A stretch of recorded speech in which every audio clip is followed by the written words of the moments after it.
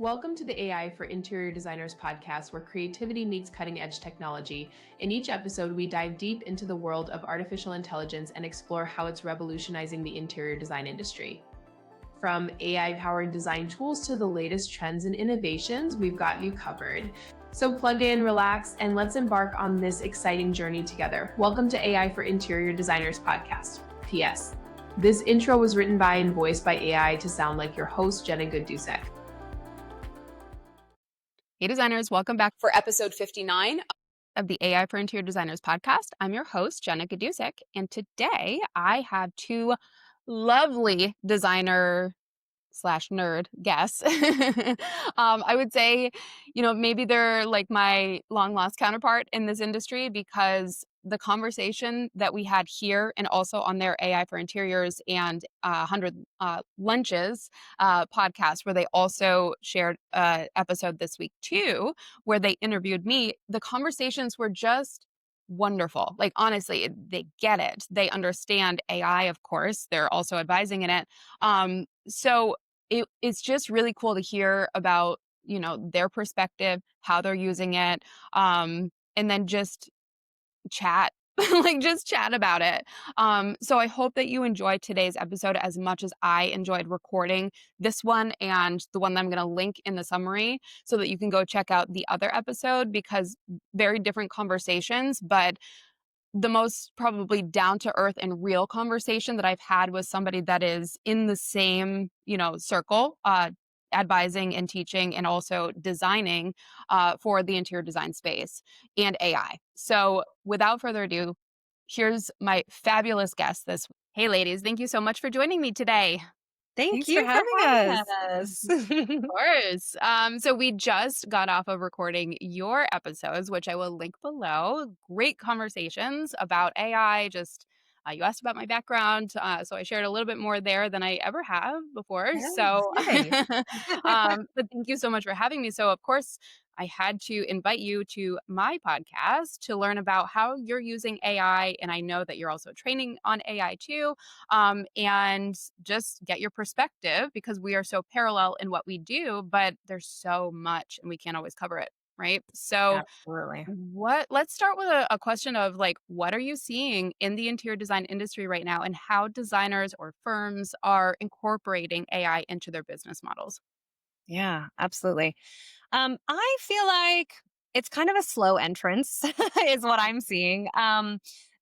Designers, a lot of the designers that we're working with specifically, are kind of slowly easing their feet in. I feel like it always kind of starts with like the ChatGPT entrance, Yeah. someone using like an LLM, and they're Yeah. like, okay, this is kind of how I feel comfortable easing into the world of AI.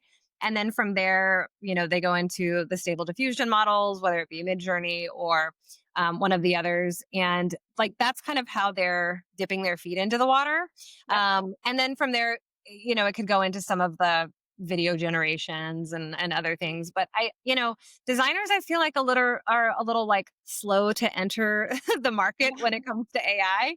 Yeah. So I always tell designers, like, pick a tool that feels comfortable to you and start there. And I think, any of the LLMs, pick whichever one you use. And, you and I were talking about this earlier, whether you're, in Google, whether you're feel comfortable in ChatGPT, whatever it is, pick one, start there as like your path to entrance. Because once you start understanding how to just talk to a standard model, that will help you in all of the other ones. So like, if you are trying to understand how to, formulate the words to generate an image or anything like that, any of the LLMs will help you with that. And when I say LLMs, I'm talking about a large language model. So like ChatGPT. I was going to ask. For those of you who don't know what I'm talking about. Perfect. So like, just understanding how to communicate with, ChatGPT or Claude or any of those, Perplexity. It will help you to just ask the question, how do I write this prompt? This is what I'm envisioning in my head. Yep. Will you help me write this for such and such program? And then it will help you write that prompt. And so I feel like that's kind of the best place to start. That's what I find. I don't know. What are you seeing? Yeah. Yeah. Same for me. Stephanie, how about you? Same?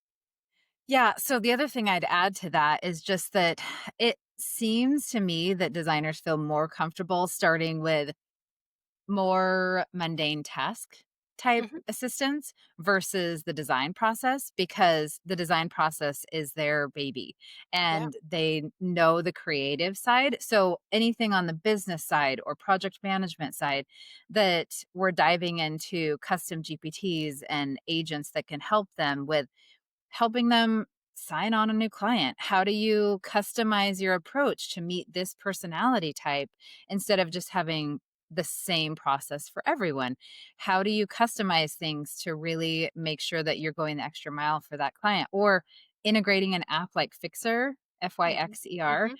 that can help you with your email replies that feel more genuine and get to know you and how you would respond. Mhm. And so things like that to be more efficient on the design side, but not necessarily just the creative side, but the Mhm. day-to-day tasks of, okay, I hate writing emails. Mhm. So maybe I could get an assistant to help with that. Yeah. Or maybe we could just stop having emails altogether and then make our Right. life easier. Okay. Well, How Slack, do we make the that happen? the creator of Slack said his mission in life is to get rid of Yeah. emails altogether. And honestly, Yes. I would be okay with it. Yeah. Well, Yeah, I was seriously. doing a presentation like 2 weeks ago, and I think like half the room's like jaws dropped whenever I was like, I don't think I've written an email in like 2 years. Oh, Like, really? we were like literally they looked at me like I was crazy, and I was like, but no, like I give a brain dump of what it is Yep. that I'm trying to say, Yep. and then I let ChatGPT or whatever write it for me, and then I do have Fixer for my email, and so like half of the work is already done for me. And so like why do I need to put all the brain power in writing out a 30-minute email Right. when I don't need to do that? Like Yep. I'm trying to like save my time, not Yep. waste it. Yeah, I Mhm. love the, audio. So I'll do a lot of, like, brain Yeah. dump audio clips and then Yes. take the transcription or, like, Yeah. directly put it into a large language model and Yep. then just say, "Make this, like, not sound like it's a stream of consciousness." Right. Right. Right. Yep. Absolutely. Yeah. To Stephanie's point, we talk a lot about like personality types and, kind of all of the things that like say ChatGPT and deep research and like all of Mhm. the data that you can get from kind of pulling this information that we have, like we have 10 years of our design business, Mhm. right? And like all of the data that we have. And so we've been able to put together like some really amazing custom GPTs that help us to draft a budget in like half a second. Yeah. Stephanie's on a new client call and like they're asking, hey, what do you think it would take to furnish this house or do this remodel or do new construction? And like she can go on and literally draft the budget while she's on Mhm. the call with them. Yep. Whereas previously she would have gotten off the call, she would have called me, she would have said, hey, what do you think about this client? What do you think about this? Now she has a personality type analysis. She Yeah. has a budget GPT. Like she has all of that Mhm. at her fingertips to where she can literally do this while she's on a call with them. Yeah. And so, it's like we're trying to think of like all of the tasks that take or used to take us like all of Mhm. this time and like how we can expedite those things. And like that's how we think about AI is like where do we spend the most time in our day, especially with the um, administrative processes of the business? And Mhm. that's where I feel like it has strategically streamlined the Yeah. day to day process of Etch. Because, Steph and we kind of, I don't want to say we got out of design, but like we stopped doing the day to day Yep. design work and our team was doing that, 2 years ago. And so it really just kind of fell on Steph and I. And as business owners, you wear a lot of hats. Like you Yeah. have to do everything. You got to do the marketing. You got to do the finances. You got to do uh, the new client calls. You got to do everything. And so if you can take that work off of your plate and put it on AI, set up automation, set up, custom GPTs for those repetitive tasks, like it's such a game changer. And I think that's what we try and like explain to designers is like, once you can figure out what those repetitive tasks are and figure Mhm. out how to automate them, Yep. your business can really go on autopilot. And that's really why AI is so valuable. Mhm. Yep. So identifying those things is probably the hardest part for interior designers. Also Mhm. delegating.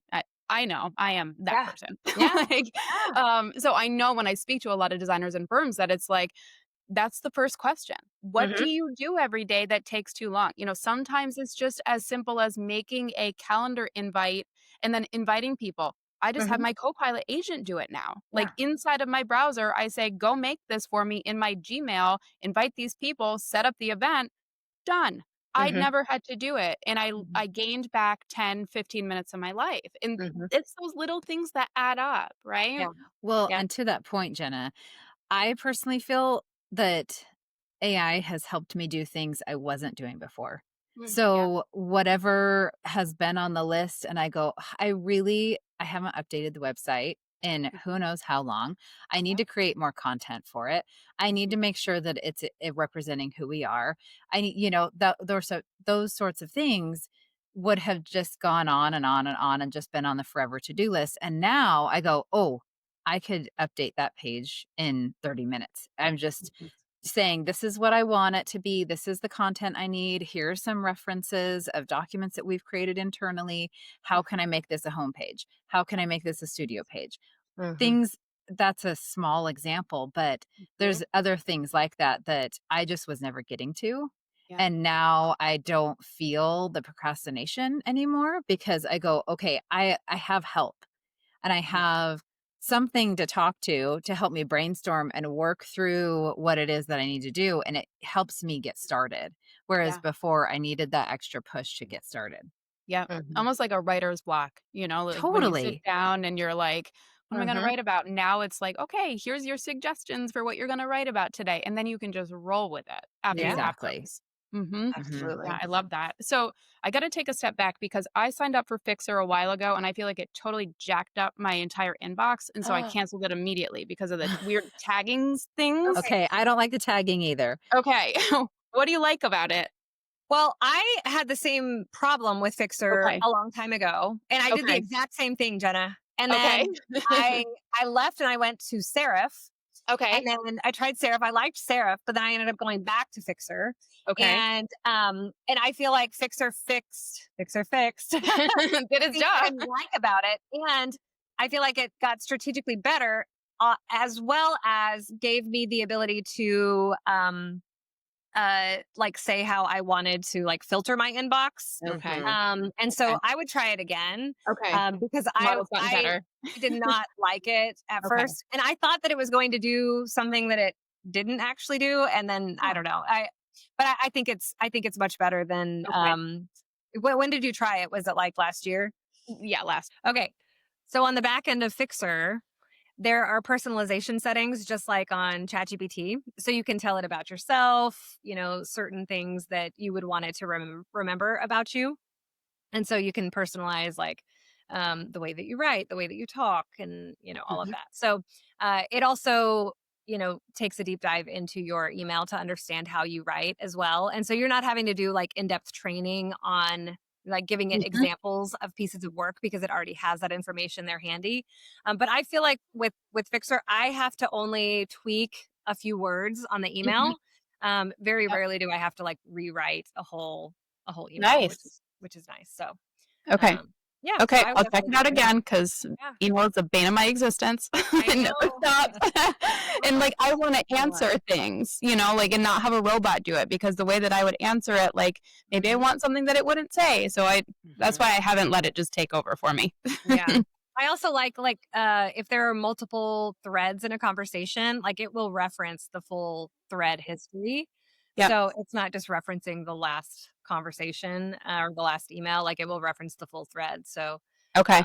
I find it very helpful. Yeah, I think Yeah. you'd like Yeah, I mean, I'm just using my Gemini, which it. has a lot of that now, Mhm. and you can make your gems and, like, have them apply and all that stuff, but we'll see if I need to add another subscription. I'm trying to reduce I subscriptions, know. like, that's the point of all I this. know. I know Stephanie's like, Jessica, these AI subscriptions are like out of control. Can That's we what I like, spent my morning doing. are you Yeah, still using this one? I'm yep, like, yes, I am. yep. Well, also for what we do, like, we just need to I know know. what's out there and how it's changing. Totally. Yeah. Like I need to at least test some tools each month just to like give it a test drive. And you Yep. know, I'm sure you have the same thing. Like people will reach out to you. Will you give this a test drive? Will you Yep. like talk about it? And I'm like, I'll only talk Yep. about it if I like it and I think it's beneficial Exactly. for Yep. the community. So I'm Yep. not just going to talk about every tool that reaches out. It's insane how many Yes. people reach out. It's crazy. Yes. And do you think it's interesting because in your podcast, we were talking about app building and how like we build a lot of apps now because it's so accessible. So just yesterday, I built my entire, I built an image generation app. It also pulls in room dimensions. It pulls in links from products with pictures and you can just drop them in to your exact space and then turn it into a video walkthrough. I built that yesterday in an hour and a half. So why do we need a developer to send us their program when they have no idea what we do and then make them money? Like, I'm sorry to be blunt about it, but like, we don't need you anymore. Right. Well, and to that point, like Steph and I tried to build an app a few years ago and what we were, the reason why we stopped was because trying to explain like our creative brains, trying to explain that to a developer. He's like, we'll write it out in a Word document, you know, step by step, blah, blah, blah. And I'm like, that's impossible for a designer to be able to do, you know what I mean? Like, that's impossible. But here I can just speak to an app and be like, I don't like that. Change that to this. And you know what I mean? Like, it's like talking to ChatGPT. And so I love that. And like I can, and I think it's funny because I was talking to another designer who I built an app for. And she was like, I don't understand how your brain works this way. And I'm like, I guess I don't either because like I thought everyone's brain worked. We do. I guess ours do. I don't know. I know. I'm like, I literally just took the words that you said and put them into this program and then this happened. Right. Like you can build it too. I promise. It's really not that hard. Yeah. I don't know. Maybe we have the patience for it, Jenna, whereas everyone else. I mean, I nerd out sometimes until 2:00 in the morning I know, building me apps. too. I'm like, I need to get a life, but this app is so cool. I know. Well, but once we get like fixated on something and we see the mass potential that's there, like we don't want to stop until it gets done or till we learn about it or till, you know. And so I think that's like the excitement in it. And so then we can go to like I'll go to Stephanie the next morning and I'm like, look what I built. And this is so cool. She's like, I showed my husband when he came home from work yesterday. He was like, what am I looking at? I was like, I need to tell somebody else because this is awesome. We just need to start talking more. Jenna, I think so, because I don't have anybody to nerd out this hard over the things that I do. Totally. Oh boy. I totally get it. All right, so apps are obviously something that is on the horizon right now. Now you do something a little bit different than what I do, and it's very designer. Like, it's just something that I have cut out of my workflow because it wasn't something that I truly enjoyed doing, which is SketchUp and AutoCAD. So if I need to use those tools, I outsource or I use the visualizer inside of my Doma because they acquired my company and that tool just for, you know, basic floor plans, renderings to scale because your AI is not giving you full scale, right? So you use SketchUp and the other tools.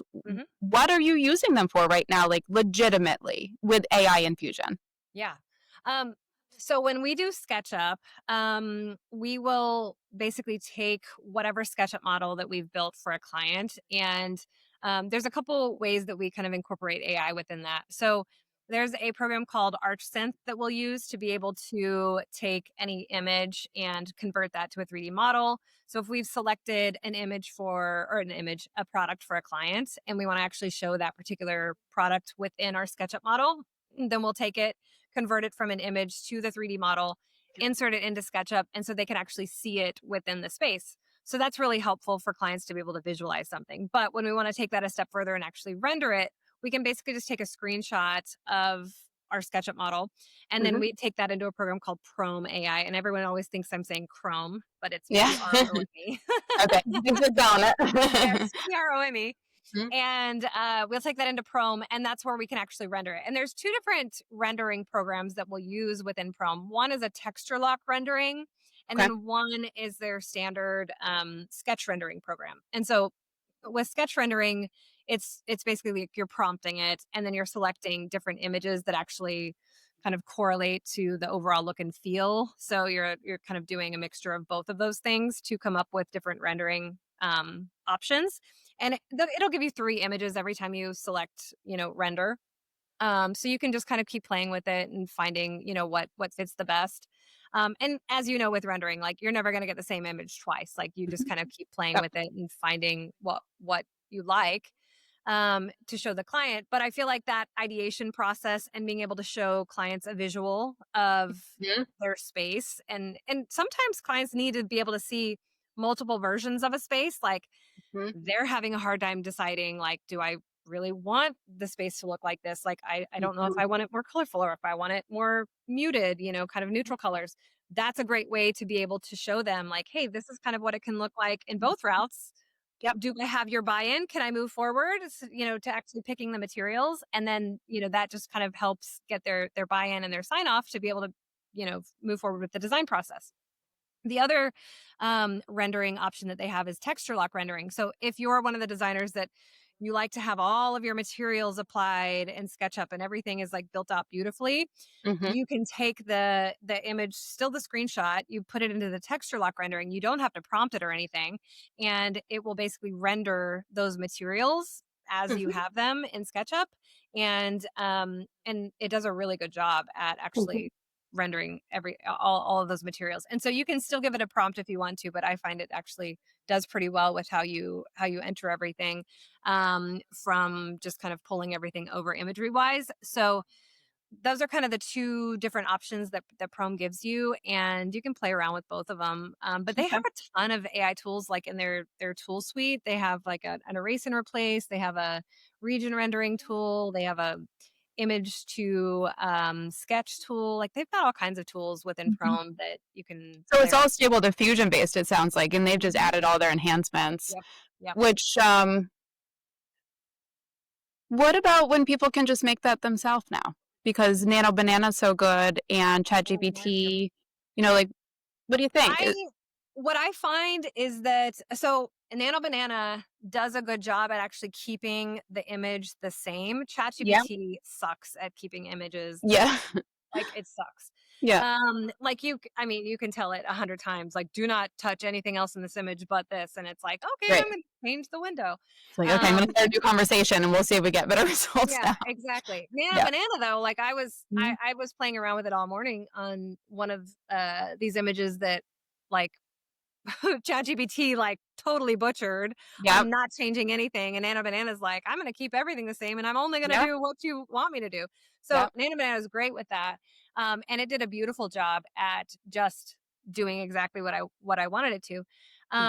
So I do feel like the way that things are progressing, like it's only getting better and better. And so like tools like Chrome, like for rendering, like they're coming, it's coming about where there's a new tool on the market every day that's doing kind of the same thing. And so, like you said, can you create something like this? Yeah, absolutely. But are designers going to do that? No. I mean, Mhm. designers have a hard time picking up ChatGPT. So, Mhm. it's like you got to Yeah. pick what I think is the easiest onboarding tool for most of these designers. And I do feel like Chrome is great at that. I think ChatGPT is really great at swapping materials on items. I'm like, okay, well, I have this chair. I want to swap out the fabric from Yeah. this one to this one. I think it's a great tool to be able to do that with. I think it Mhm. sucks at rendering or at, taking items and putting them in a room and not changing the overall scale and dimensions of a room. Like you have Even to when you use the brush and you're like, only change this one piece, it's like, yeah, sure. And then it exactly. changes other stuff. But Chrome is really great about Mhm. keeping the scale and proportion the same. And if I'm going to spend 3 hours drawing an elevation in AutoCAD and then I need to render it, you better believe I'm going to take it into Chrome because it's going to keep all of that exactly the same.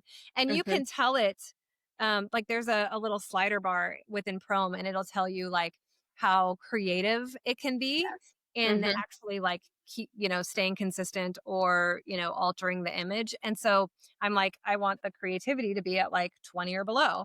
And Yep. so keep it as consistent to the exact images as possible because I don't want you changing anything Right. about the image. I just want you to add materials. Like that's what Yep. that's what your job is. So, Yeah.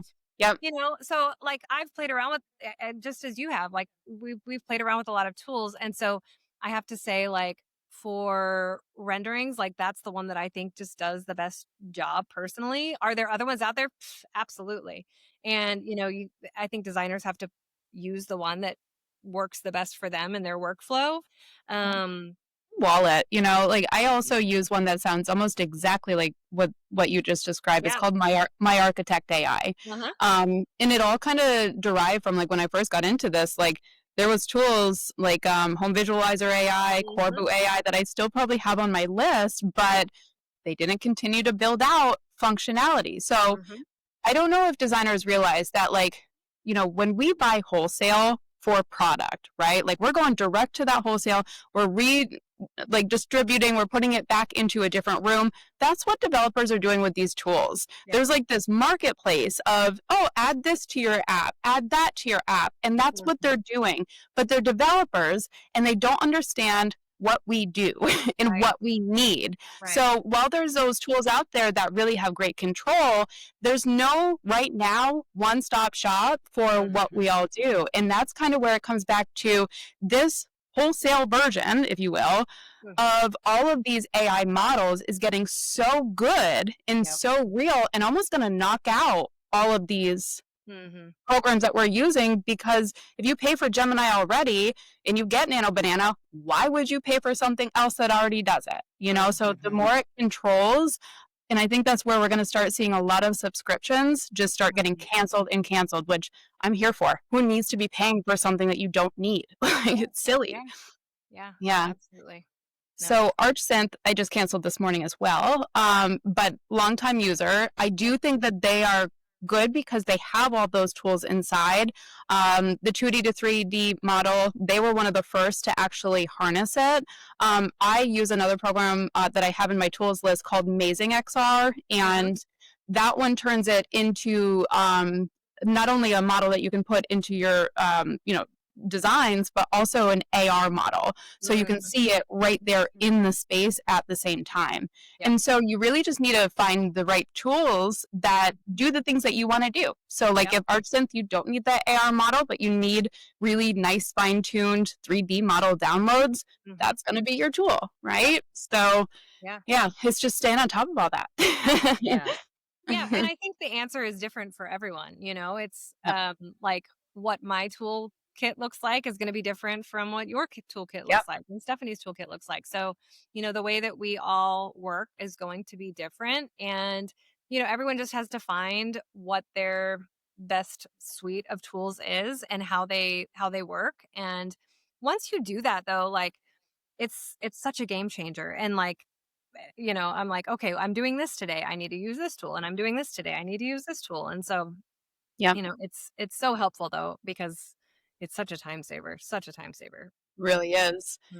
We're talking a lot about the visuals and that part of it, but I don't think that designers really understand how much of an impact AI can make on the back end of your business. That's where we use it the most, is the back end of the business. And right now, we're on like a massive like rampage of building out automations. Me too. So many parts of our business. And we have Stephanie and I are like Apple Notes people. We just share Apple Notes religiously to each other. And I'm like, okay, we have our automations list and it just keeps getting longer and longer and longer. But once you find automations that work for you and can, and not only can they work for us, but we can obviously sell them to other designers that they work for, because the workflow is there. Like most design firms kind of have the same processes for the most part, at least some of the larger ones for sure. And so like we're building out a Friday reports automation. I was just doing an onboarding last week for a design firm, and they have the same thing. It's a Friday reports, bottleneck that it's like every Friday they send a report to a client. And so it might look a little different, but we all have kind of the same pain points. And so it's like once you figure out how to solve it once, you can repeat that process for other other firms too. So it's like we're solving the designer's problems like one Yeah, automation at a time, and I know it you feel is. the same way. Yep. And don't you like love that about what we do? Yes. Because everybody's different, every Yeah. situation's different, and they're never the copy and paste type thing, which is what we should have in this Yeah. industry. If we all did things exactly the same, like how fun would that be? Yeah. So, Mhm. No, yeah, absolutely. keeps it exciting. Yeah. And Mhm. I think one of my favorite parts of what I do is like solving problems. Like Yes. I love whenever I hear like those little nuggets of the design firm of like this process is so broken Yep. and it's such a time suck. Like that design firm that I was working with last week, one of the like procurement guys, he enters the exact same information into 3 different programs, the exact same information. So he Oh my God. enters it here first into Studio Designer, then he takes it from Studio Designer and he enters it into Asana, and then he takes it from Asana and he enters it into a report that he sends to the procurement people. And I'm like, it's the exact same information 3 times. And I'm like, Oh, I wanted to bang my head on the desk. oh my God. I'm like, this is the perfect example of why Yeah. automations exist. Yes, Like, exactly. I can't Like, even tell you. how much time does that free up, you know? Yeah, like there's 20 hours of his week right there, Yeah. Like, Yeah. you. Exactly. Imagine what you could be doing. Yeah. So I had something similar that I built a solution for my team recently, and it's an app. So we're doing a lot, like there's a lot going on at all times. And there's new videos that I post, there's blog posts, there's community conversations, there's webinars, there's events, and all of these things. And then there's just ideas, things that like I want to turn into a blog post. So last week on Friday, I built myself an app for the team, and I've got my social media people. I use Leslie Swink of Swink Social, by the way, for AI for interior designers. And then my assistant, my intern, and then my marketing person. Okay. So I invited all of them to this app. And basically what we do is we upload whatever's new. So me and Jonathan, my assistant, will upload those things for that week. So if it's a new blog post, a new video, whatever.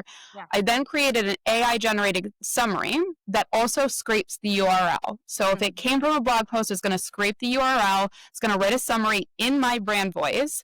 And then when it comes time to do what we just barely started doing last Friday, which is now a Friday like recap, it's called the download, and it's our newsletter. So now when Julia wants to go in and see what we worked on for the past week, what's coming up for events, I made it so that she clicks one button that generates a newsletter and synchronizes everything that we put into this app for the week and then what's on deck. And then it links it, gives us HTML code, and we can just drop it in to the inbox, which I will manually do because I'm a control freak and I don't trust AI to just do the things. Like, we're not there yet. We're not cool like that. Like, I still need to read. Human checkpoint. Yes, human checkpoint so we can make sure it's legit. But we needed to be all on the same page. We needed to know where all the content is at all times. And so I just made that for us because I didn't like what else was out there. Yeah. Amazing. Yeah. I mean, things like that, that they don't think about that could be done. Absolutely. We need brains like ours to be able to. Like, okay, what's the problem? Let's find the solution. Yeah, it's fun. I like it. It is. Absolutely. Yep. I love that so much.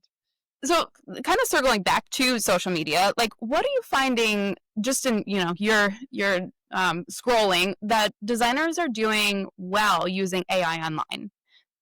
Have you seen them sharing anything lately in the way that they like utilize AI to maybe make video or concepts? Or are you finding that designers are steering away from sharing AI on social media?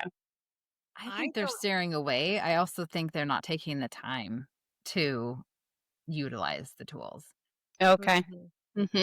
Yeah, I really don't see designers sharing.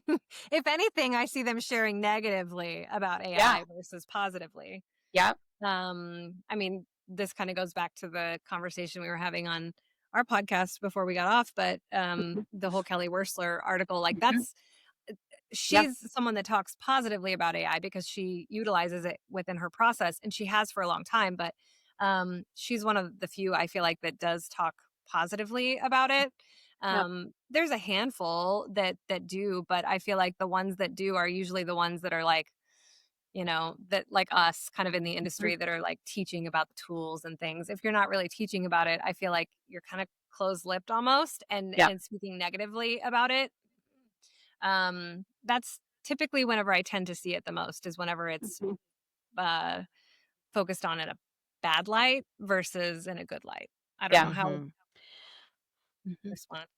Well, and I think that designers in general don't want clients. They see this idea of AI as something that clients will be frowning upon almost. Like it's not my work. I'm using AI. And so then clients aren't going to like it. But actually the opposite has happened for us when we verbalize it, and it's not just in our contract, but verbalize, okay, so the first inspiration meeting is going to have AI generated images and you're going to see AI renderings and you're Most of the time, actually 100% of the time, even on potential client calls, they're like, excited. That's amazing. Like, I love you guys because you are utilizing all the tools and you're being innovative. And I think there's this fear that designers have that like, if I put out on social media that I'm using AI, that clients are going to be turned off by that. But I also think too that it's also in the way that it's presented. Like AI is not creating designs for us. Like we're using AI as a tool to be able to generate ideas and conceptualize what's in our head so that we can get to that end result faster, but it's not creating the design for us. Like we're still driving everything along the way. And then, we still, pull all of the material palettes together. Like AI is not dictating materials for us. It's not driving the design. It's like, it's literally ideation in the beginning to help us to take what's in the client's head and make sense of it and help them make sense of it. Like they give us like this whole streamline of like, these are my inspiration images and this is what we've got, in our heads. And then we use AI to be able to say, okay, is this accurate based on what you're saying? Like, do these images resonate with you? And then we'll use AI for rendering our actual designs. So we put it in AutoCAD. We put our designs in AutoCAD. We put it in SketchUp and then we render it using AI. So we're just using it as a tool to be able to add that, layer of finishing touches onto it to be able to give them a visual. But it's never designing for us. It's never, doing it. And so like the designers that are like, it's like inauthentic or it's this or that, like we're still the ones doing all of the design. So, They just don't get it. like they're all about in how you present it to the client. It's all about the communication up front. It's all about how you are actually, using the tool. And I just think that there's just so much A, misinformation, but B, misconceptions about it. And the designers that aren't using it are typically the ones that have the most to say about it. And I think that's ironic because I'm like, well, you aren't using it, and yet you are the ones that are like speaking the loudest about how awful it is. So, but also you are using it. Regardless of whether you think you are or not, you're still using it. The contradiction in that is really epic. And using it. And clients are using it. Yes. I mean, I know an email when I see it that is generated by AI, and clients email us all the time using AI. Absolutely. So if they're using it, then we should feel comfortable using it too. Yeah. So you were just talking about how the, imagery and everything part of the process to show that stuff. Now, only one time have I done this in a proposal, and then I did not feel good about myself, so I stopped doing it, even though I sourced the credits. But this was 5 years ago. I had created a proposal. I took some inspirational images from Pinterest, did the research to figure out who the actual design was, went all the way back so that I could credit even in just the proposal. Ethically, that has always been a standard of mine, to not take other designers' work. And so this whole you're stealing work, that's not how it is. Understand how the technology works before you come to us with that rebuttal. But also, why would you steal somebody else's work at this day and age to pitch an idea, to add it to a proposal? it's not necessary and it's not right. Like, stop stealing people's work. And so if we have the tools and the technology and the creative brain behind it, if you're not generating your own images for proposals through like concept, what are you doing? Like, it's just not right to me. Like, you have these tools to be creative, to create what you want to see, to visually communicate. And if you're not doing that, I feel like you're really just not, you're doing your client a disservice by stealing somebody else's stuff. Well, and to be completely honest, like that has always happened, regardless of technology and AI. Yep. Like when you were saying your ethical standpoint, that carries through your lifetime. So if there's someone there that's going to steal a design, they were going to do it before AI anyway. Right. And we had years ago, one of our first clients, her powder room was absolutely, it was just one of our favorite rooms ever.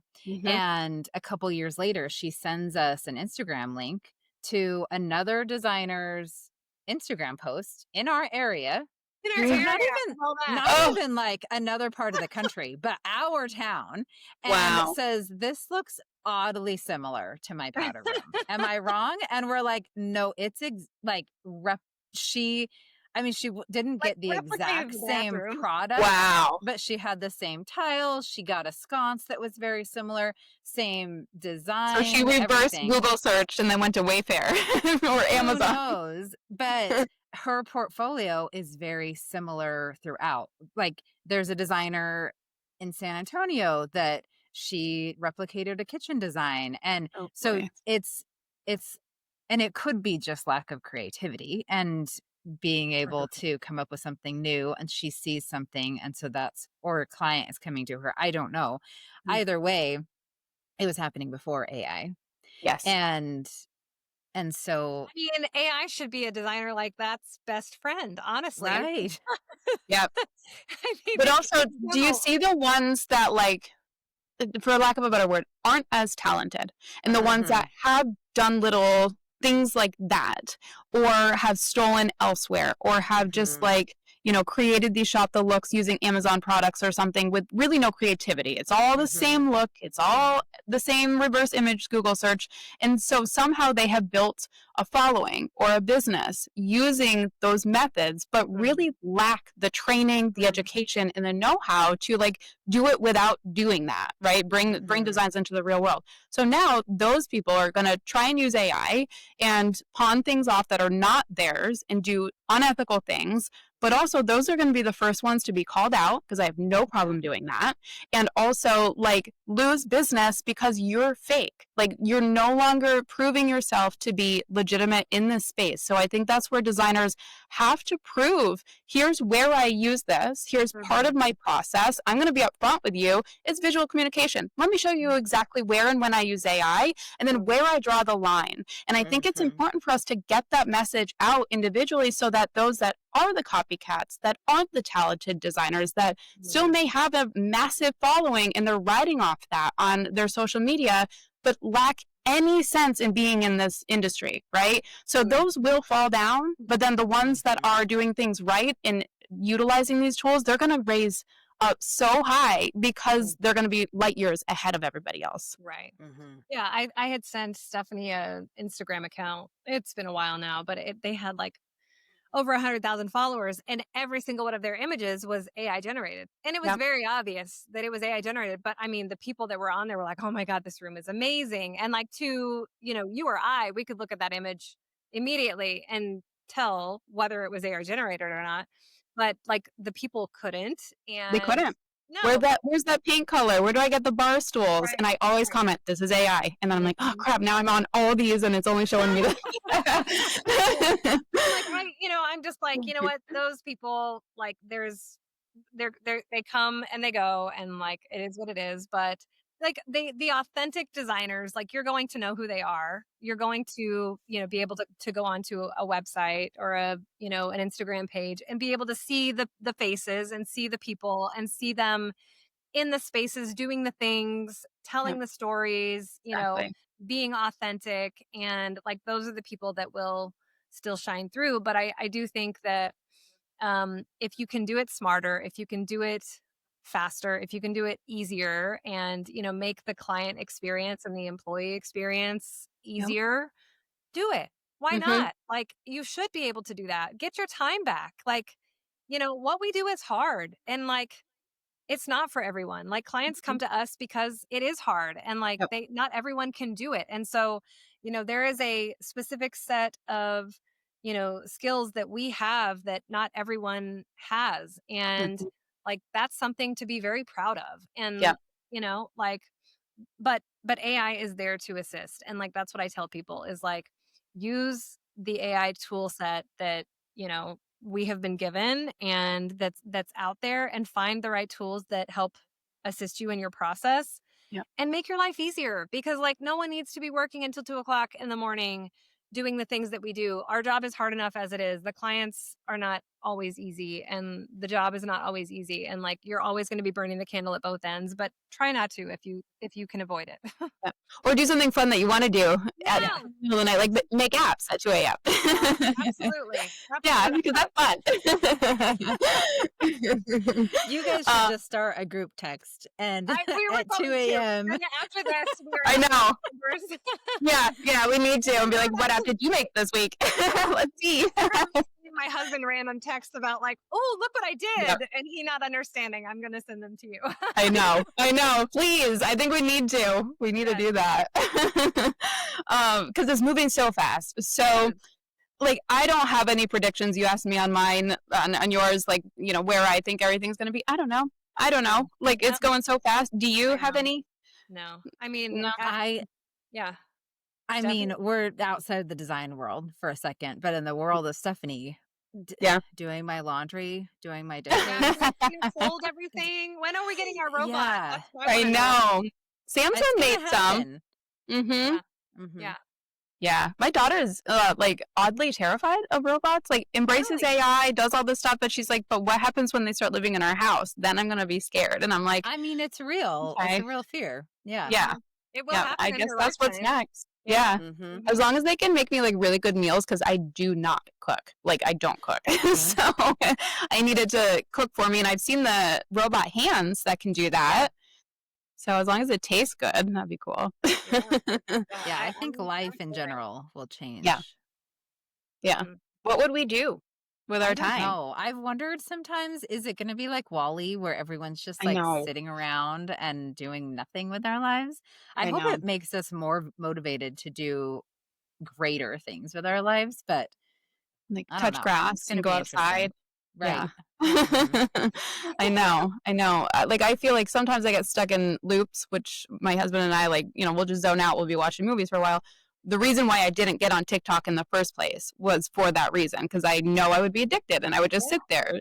So I never got on, and I do it with Instagram, but I at least have set boundaries for myself where I'm like, wake up. Like, but if we don't have anywhere to be, and if our robots take care of everything, there's already people out there that are so insanely addicted to the chatbots and to the scrolling that I'm a little terrified for what that might mean for some people. I know. Totally. And for society as a whole, if people aren't getting together. Yeah. But also, will it force people to get together? Because that's the novelty of it all. Like bringing back the 90s and streetlights and coming home and bikes and then like go home, your robot's already done dinner and everything. Like, I'm down for that. Right? Yeah. That's my hope. I know, right? As long as we're nice to them, hopefully it'll go that way. Always say please. Thank you. That's the direction we're gonna think. Yeah. So let's end today with share where we can find you and what you guys do. Yeah, absolutely. Well, obviously, etchdesigngroup.com is where you can find both of us. AIforinteriors.com is where you can find both of us as well. 100 Lunches or AIforinteriors.com podcast or AI for Interiors podcast. And yeah, we're just kind of all over. So reach out. We'd love to be in touch for sure. Yeah. And we'll link that stuff in the show notes too, and in our recap, so they all have it. But thank you guys. This was an excellent nerdy conversation. I loved every second of it. Thanks, Jenna. Thank you. Thanks for listening to today's episode of the AI for Interior Designers podcast. Don't forget to subscribe to this channel and tune in next week for more AI tips for your design business. See you next time.